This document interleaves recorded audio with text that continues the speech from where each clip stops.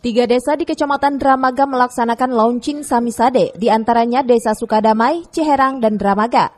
Launching Samisade yang dilaksanakan setiap desa tersebut wajib dilakukan transparansi agar diketahui oleh warga terkait anggaran yang diterima dari program Samisade. Selain itu, Forkopimcam Dramaga juga mengingatkan kepala desa agar laporan keuangan yang sudah diterima sebesar 60% untuk segera dilaporkan, bahkan pembayaran pajak segera dilunasi. Hari ini ya, saya perlu sampaikan bahwa hari ini di Kecamatan Dramaga ada launching Samisade 3 desa, yaitu di Desa Sukadamai, Ciherang, dan terakhir di Desa Dramaga. Tadi di Desa Sukadamai itu di Kampung Cilubang Mangga 2 ya, dilaksanakan peningkatan jalan, lalu juga ada TPT ya.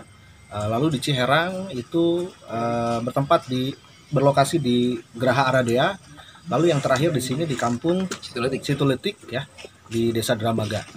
Nah, seberapa penting launching Samisade ini? Nah, ini harus terpublikasikan bahwa program bantuan keuangan pemerintah Kabupaten Bogor tahun 2022 ini sebesar 1 miliar satu desa yang dilaksanakan oleh 416 desa se-Kabupaten Bogor telah dilaksanakan.